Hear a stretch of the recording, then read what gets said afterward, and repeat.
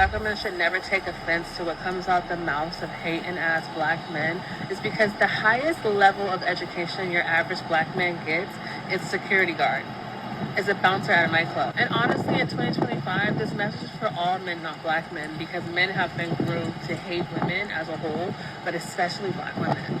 I don't take any offense to any of it, because as a whole, as a black woman, I have dragged my ass out of hell.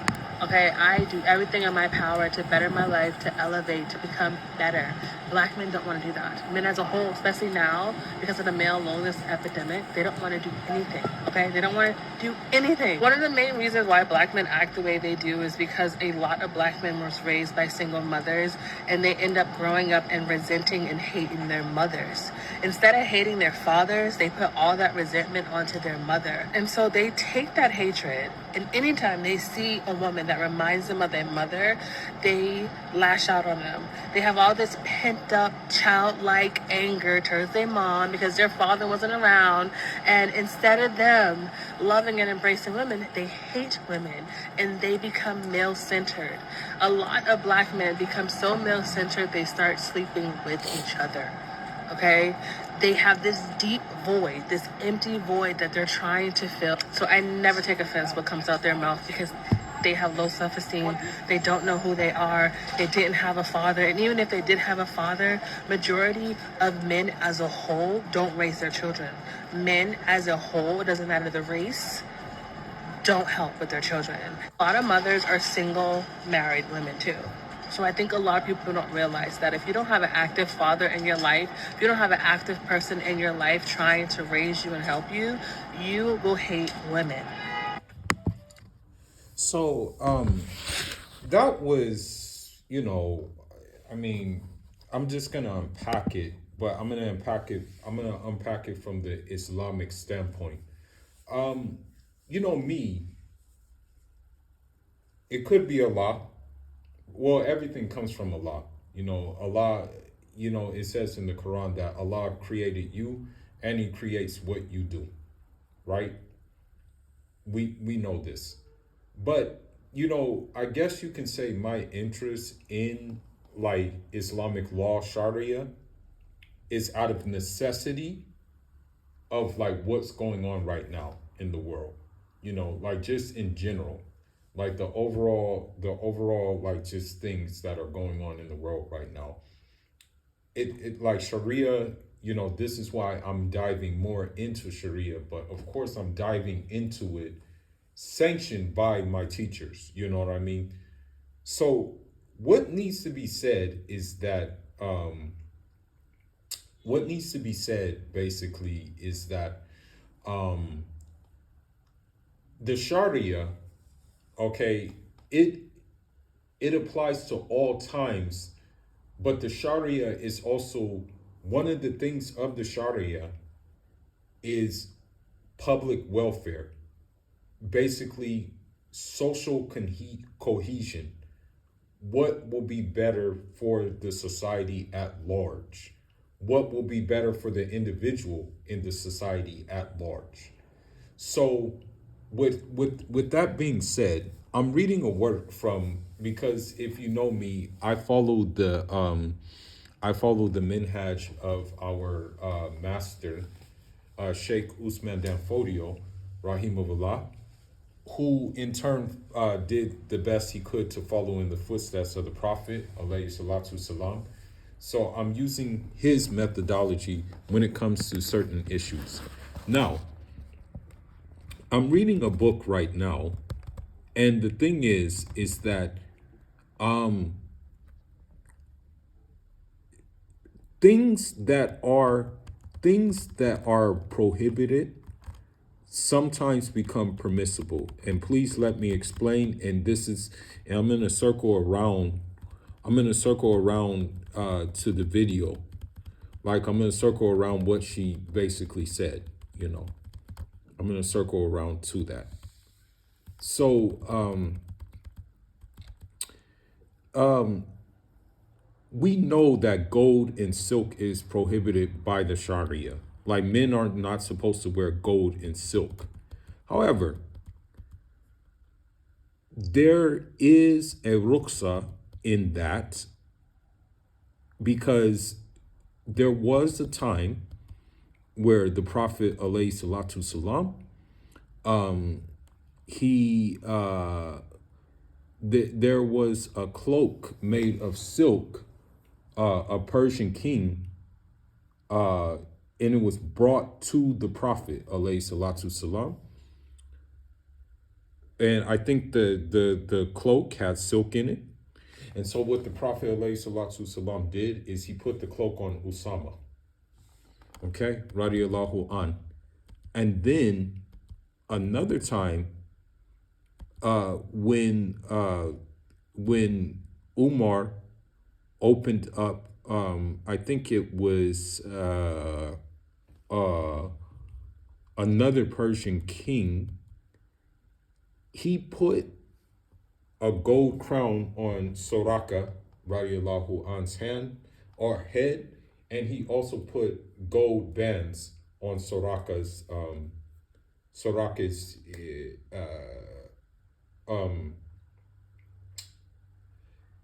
like he put them on his wrist. He put like gold bracelets on his wrist. Yes. Now, this hadith, this hadith means that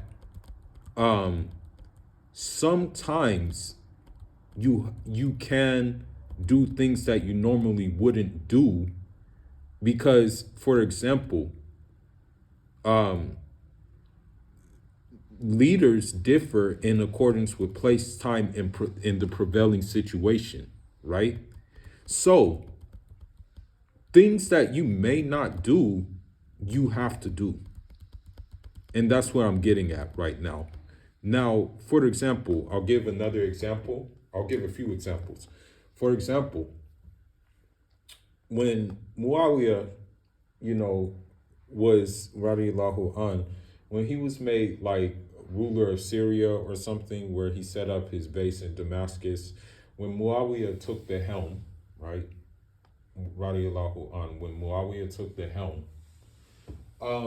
he, for example, he started dressing fancy. He started wearing like robes and all of that other stuff.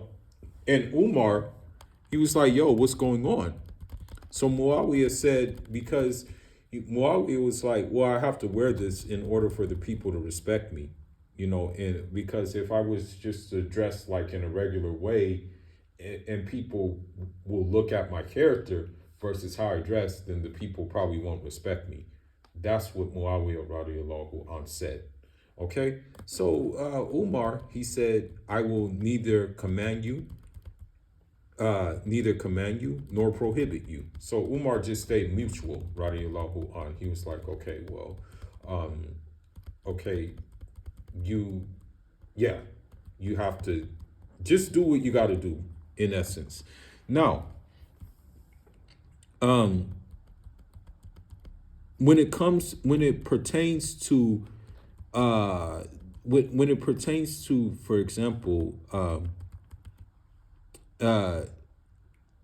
the son of Usman Danfodio, Sultan Mohammedu Bello, radiallahu an, rahimahullah, he faced the same kind of things. You know what I mean? He faced a similar situation.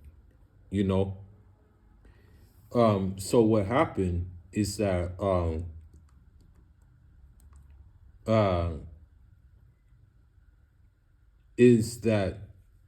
he had to do similar things. Okay.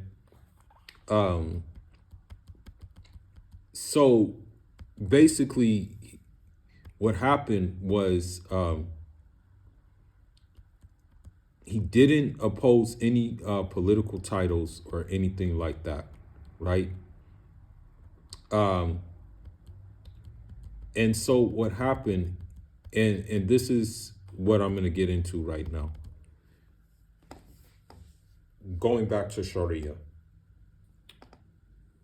Things can be sahih, valid or invalid, lawful or unlawful, depending on motive. They can also be lawful in certain times and conditions while unlawful in others. So, based on what that woman said and how she is, right? You don't have to take my word for it, okay? You don't have to take my word for it. This is my independent judgment based on the society we live in and what basically is happening. If I was still in America, which I will never return to, I will only return next October to do Tapitao Pulaku Festival. That's it. And I'm being invited as a speaker. I have nothing to do with that. So, um, so based on what you heard from that woman, I am of the opinion it is lawful to generalize and stereotype most women in the West. I'm of that school of thought. I'm of the school of thought that basically most of them feel this way, that a lot of them do not inherently want to be bothered with men, but they want to be bothered with what a man can provide them with. And basically, if you were to cohabitate with them, it would be more detrimental to you than it would be beneficial to you. Because yes, we do have the carnal desire of sex. You know, we want that. We're men. We want that. We want that. We want that thing. Unless you're on some other stuff. But based on what that woman said, and I had this ijtihad when I was in the States as well. But based on that, what that woman said, I do generalize women in the West, regardless of color, but due to the circumstances, especially amongst Black women and even the Muslim Black women, I definitely believe that, you know, they are, that basically they are, that I would say 90% of them think as she thinks. I would say that. And when I say Black women, I'm saying American Black women. I'm not saying women from the Caribbean or continental African women. But because of the social engineering, they're not far off either. You know, they're really not far off either. I mean, yes, I'm seeing a few, you know, of them getting married here and there, you know, but not as common as I used to see it. It's not as common as I used to see it as before. Now, she said a lot of things, and mind you, she was in that place alone when she said those things. So it just goes to show you that basically you you you may have to generalize women and stereotype them based on the time and circumstances you are living in. Okay? Because more times than not, they're telling on themselves on social media, on these podcasts, on these different formats. So, like for me personally, my personal view, and my family's view, and my village's view, and I've said this in previous video, if I were to bring a white American or a black American to my village, they would not accept her, and they would probably banish me from my village. You know, they would probably be like, what are you on? The same would go with like an Italian woman, a British woman, Canadian woman, Australian woman. They would be like, yo, what's your problem? You know, you couldn't find anything in North Africa. You couldn't find anything in a neighboring country. What's the problem here? But I know my family, I know my tribe's train of thought. So, with that being said, these women disqualify themselves, you know, with the rhetoric that they utter. The Muslim women who decided to follow it, they disqualify themselves as well with the rhetoric that they say as well. So, with all of these things being said, right, um, it needs to be said that, and I'm going to end this video on this note. In Islam, we're not supposed to ask about a woman's past, right? You're not supposed to ask about a woman's past. That, oh, Allah forgives. Yes, Allah does forgive. But in this case, if you do decide to get married in the West, I'm of the opinion that you have to ask about her past. I'm of the opinion that you have to ask her, like, so what's your relationship history like? Um, how many guys have you been with? And what kind of effects did those guys leave on you? So I can understand what I'm getting into when I'm getting into this relationship, which should be marriage. You're not supposed to necessarily do this, but it becomes lawful in this case because of what you're dealing with, because you have to look at the outcome of it. What if you don't do that, right? What, like let's just say if you don't do that, say if you don't ask and you just give them the benefit of the doubt, but then you enter into the marriage agreement, you enter into it, and then all of a sudden everything that you thought she was the opposite of. Then and you're not going to change her because Allah even says in the Quran that He doesn't change the condition of a people unless they change what's in themselves. So the fact of the matter is, she didn't want to change what's in herself, so Allah is not going to change her. And so that's why I'm saying that we're living in a time where things that were taboo are supposed to be taboo in Islam. You have to exercise those things. You have to exercise them. So, for example, I'm gonna give you a few examples.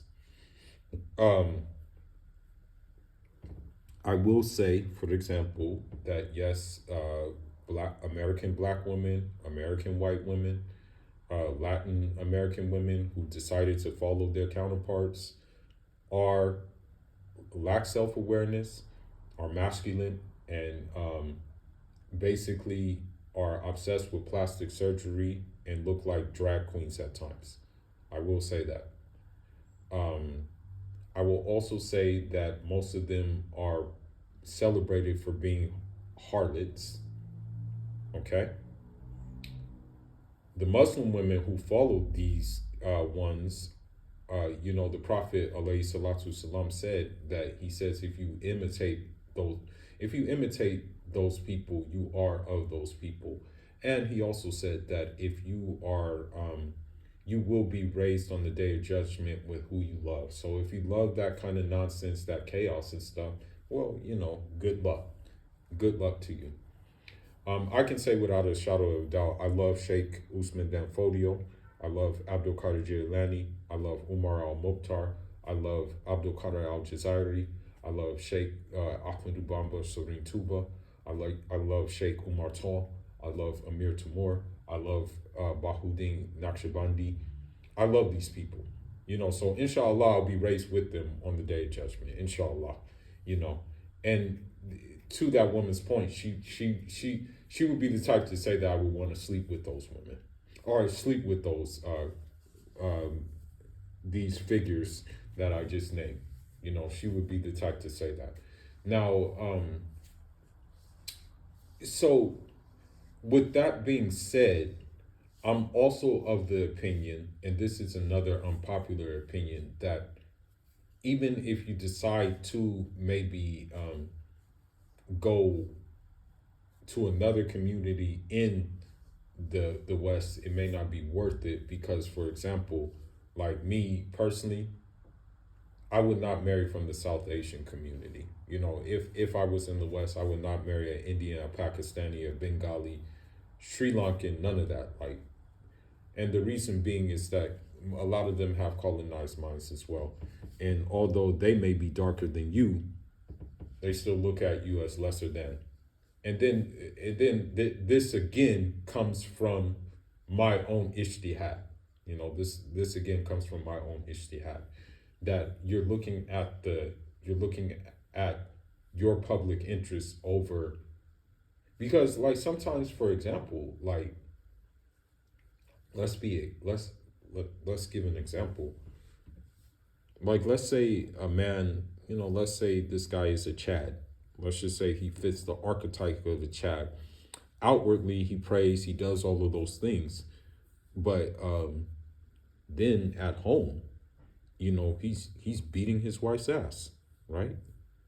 Then at that point, then marriage would be unlawful for him if he's not going to stop them, if he's not going to stop doing things like that. Then you would have to like prohibit him from getting married if he carries on with such a history like that one. So this is my point. You know, this is what I'm trying to say in regards to this. You know, in regards to these affairs of ours that we have. So it also needs to be said, and I'm going to end it on this note. It all depends on your intention, your motive. Okay. If you are doing like, if you're really sincere about, um, if you're really sincere about protecting yourself, then the generalizations are allowed, because you're having a good you're having like your intention is good, you're trying to protect yourself. Okay. um so for example, uh so for example,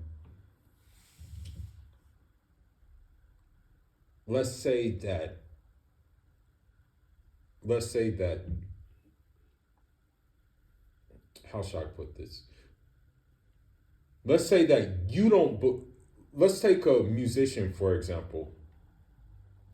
Let's say that you are saying men ain't ish and stuff like that, but meanwhile you're having a whole husband at home. Okay, your husband is at home, right? So with it, then with that being said, it's like, okay, bro, are you serious? Or woman, are you serious right now? You're just spitting this garbage to like basically make money. And the same would go for a man who just, you know, like for example, Rolly Samasai, he's a joke. He's definitely a joke. Myron, he's a joke. All of these guys are jokes. They're doing it for like, I guess you can say social mobilization and monetary gain. You know what I mean? But if you're doing it to generally protect yourself and generally try to get yourself into the best possible situation with the opposite gender, then that's a good intention. And in I'm gonna end this note. I'm gonna end on this note that my hijra was not based on upon like the evilness of the women. You know, my hijra was just based on the evilness of the United States as a whole,